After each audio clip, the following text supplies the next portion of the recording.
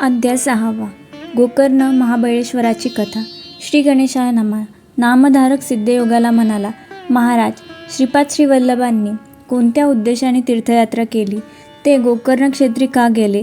सिद्ध म्हणाला, शिष्योत्तमा दत्तात्रेयांचा श्रीपाद अवतार भक्तांना उपदेश करून त्यांना आध्यात्मिक दीक्षा देऊन त्यांचा उद्धार करण्यासाठीच झाला होता.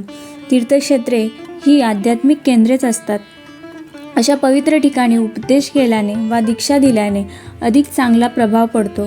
म्हणून श्रीपाद वल्लभ लोककल्याणार्थ तीर्थयात्री करत होते. तीर्थे अनेक असली तरी गोकर्ण क्षेत्राचे महात्म्य अत्यंत थोर आहे.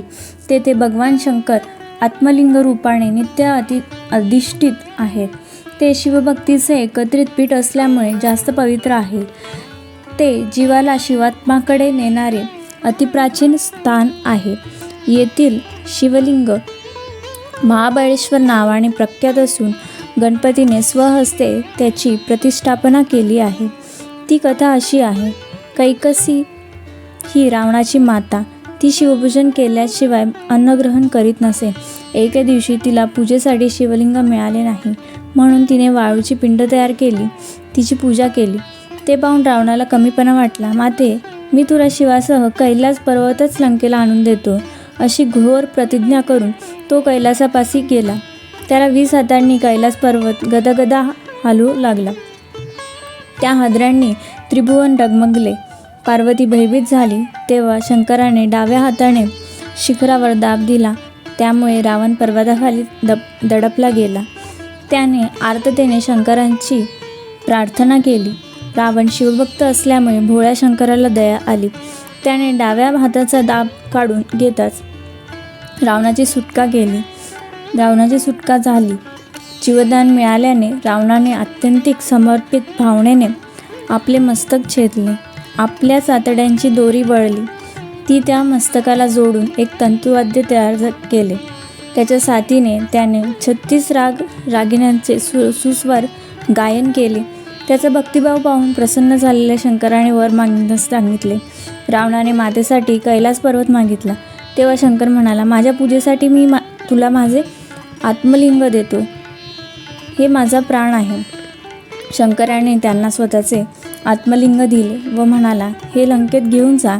याची 3 वर्षे पूजा कर. त्यामुळे तू ईश्वर स्वरूप होशील. मात्र मार्गाने जाताना हे दिव्यलिंग कोठेही भूमीवर ठेवू नकोस. शिवाचे आत्मलिंग प्राप्त झाले म्हणून रावणाला खूपच आनंद झाला होता. शंकराला वंदन करून तो लंकेच्या दिशेने निघाला. ही वार्ता नारदांनी इंद्राला सांगताच तो भयभीत झाला. मग नारद, ब्रह्मदेव, इंद्रादी सुरगणांनी विष्णूची भेट घेतली व ते म्हणाले, हे श्रीहरी, शिवाचे आत्मलिंग मिळाल्यामुळे रावण अजरामर होण्याचा धोका निर्माण झाला आहे. आता तुम्हीच काहीतरी करा, नाहीतर सृष्टीचा नाश अटळ आहे.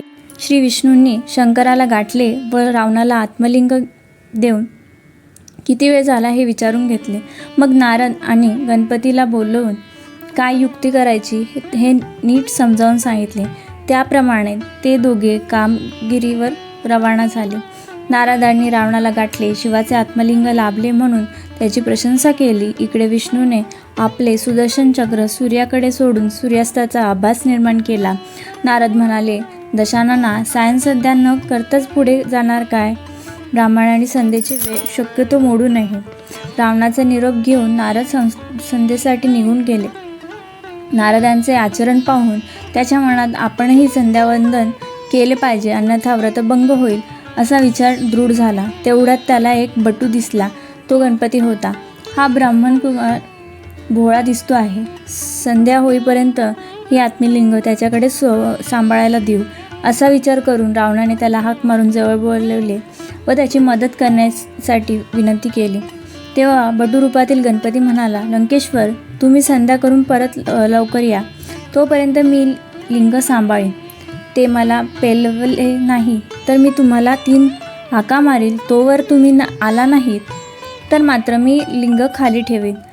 ते मान्य करून रावणाने आत्मलिंग बटूच्या हाती दिले व तो संध्येसाठी गेला.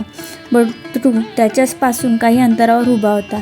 रावण अर्घ्य देत त्याला असताना बटूने त्याला हाक मारली. रावणाने त्याला हात दाखवून थांबण्यास सांगितले. मग त्याने थोड्या अवधीने पुन्हा 2 हाका मारल्या. गणपतीने स्वतःच्या पित्याचे ते दिव्य आत्मलिंग भूमीवर ठेवले. भूमिस्पर्श होताच ते अगदी घट्ट बसले. देवांनी गणपतीवर आनंदाने पुष्पवृष्टी केली. संध्या आटपून रावण त्वरेने धावला, पण तोपर्यंत खूप उशीर झाला होता. रावणाने ते लिंग उपटण्यासाठी प्रचंड जोर लावल्यामुळे त्या लिंगाला पीळ पडून ते गायीच्या कानाच्या आकृतीसारखे झाले, पण बाहेर काही आले नाही.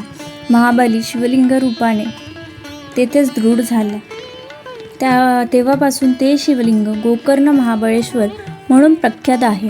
हताश रावण रिक्त हस्ते लंकेत परतला. शिवाने वास्तव्य केले म्हणून देवही तेथे येऊन राहू लागला.